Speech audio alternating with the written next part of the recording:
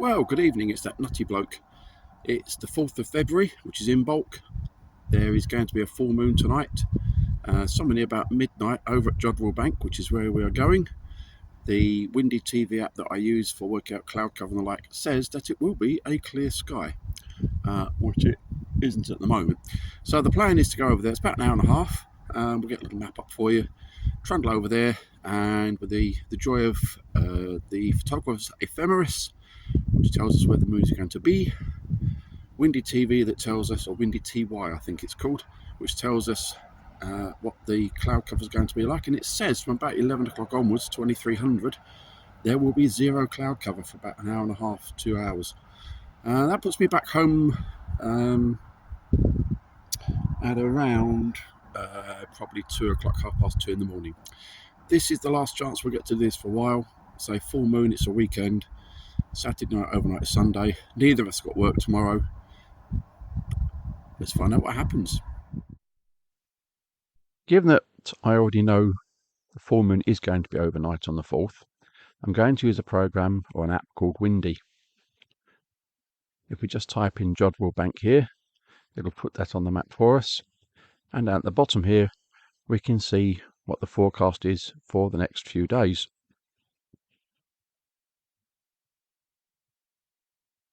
We can close that and get a full screen available to us. Then move across to the right, and we have the option to select clouds. And there's the cloud cover. Jodrell Bank is over there. We've already highlighted that.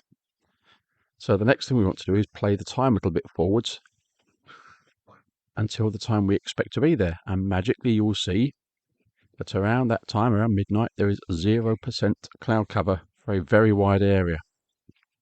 So we have a pretty fair assumption that it is actually going to be cloud-free. Scanning on through the time, it does actually get cloudy later on, but we'll be well and truly home by bed by then.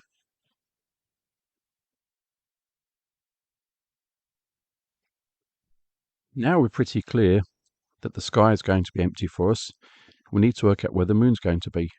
And I'm using an app here called Photo Ephemeris, or the Photographer's Ephemeris. Down here we see what the angle of the elevation of the sun and the moon will be at any time of day. The moon is in grey and the sun is in yellow. And for some strange reason, Ephemeris always starts in Timbuktu. As we move the time slider, you can see the arrows move around here to show where things will be at any time. So first I guess we should move across to Jodrell Bank.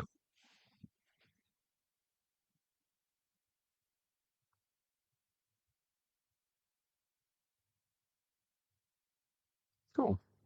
So we'll search Jodrell Bank, put a pin on the map, and there we are, there's Jodrell Bank. We can zoom a little.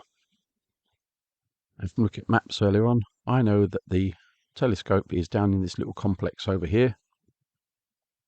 And I need somewhere where I can look across, get some clear view across the fields, and hopefully get the moon in shot as well. I'm going to have a stab about here.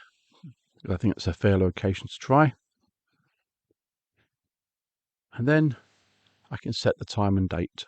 I've already got it set for the time I want to be there, but you can step forwards and backwards a day over here. Now we can slide the time where we want it to be. If I drag the time across here, you'll see the lines move across the chart and tell us where things are going to be. And as the time progresses, you'll see the moon is now above and sweeping across, coming across more, and just about there, a little bit further, is going to be absolutely directly above the telescope at 99.44% visibility. Now we just need to make sure we can see the telescope from there. Onto Google Maps then. We'll start by typing in Jodrell Bank, put a pin on it, and we can see there what we're trying to photograph, albeit in the dark.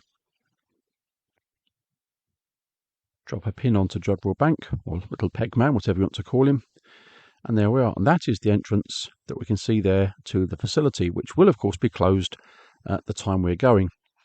But we do know that Bomish Lane goes along here, and all we need to do is turn around and you can just about see the dish. Can't get a good enough view. We'll go a bit further down Bomish Lane and you can't see us at all.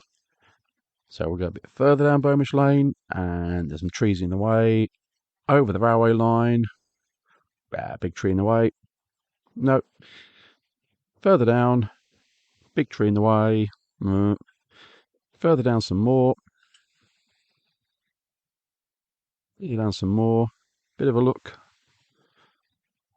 Just about. Keep going. Keep going some more. Have a look to the left. Aha. Keep going a bit more. And a bit more. Running out of road here. Well, that's getting better. And there's a lay-by on the right. So a little bit further. Let's have a look from there. That's about as good as it's going to get. Okay, so that's going to be our location. And conveniently, just off to the right is the gateway. And I don't think we're in anyone's way at midnight. Well, the best laid plans and all of that, we've got here okay. The moon is exactly where it should be, except it's so high up in the sky compared to the dish, which just for effect is actually pointing the wrong way. But it's been an interesting journey. We're going to toot around and see if we can find anything better. I've taken a few shots, no idea what I can do with them. Might do a bit of cheating, stick one of my moons in. But to be fair, yeah, not the best of outcomes. But hey, what, we've enjoyed the experience. What you're seeing here is the result of a 30-second exposure. And I must admit to adding some stars, though to be fair, they did come from a photo of mine from earlier on. But after all, I came here to photograph the moon, so I hope you'll forgive me for adding that as well.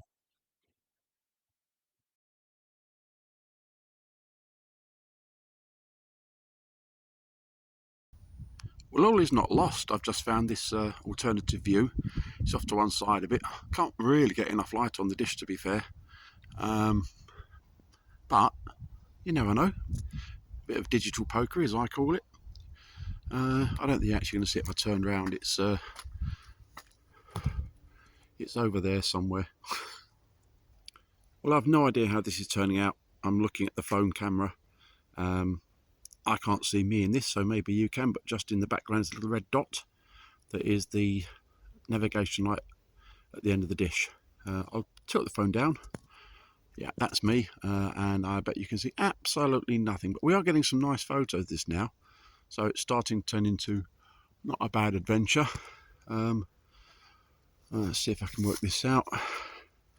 If I find me and the moon, it's up there somewhere. Where are you, moon? There we go.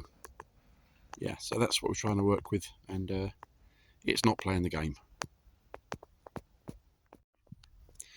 Well, 1:30 in the morning, we got back home. Did find some interesting angles to take. Didn't want to shine torches where I was and spoil all the night vision stuff. However, we are now back home, and I'm going to go to Betty Buys and have a look at the pictures tomorrow and see if I can do anything with them. See you on the next one. As most videos go, just after you thought they'd ended, I found this little lay-by, looked across, and there was the moon actually reflecting in the dish. So pulled up and had a look at it.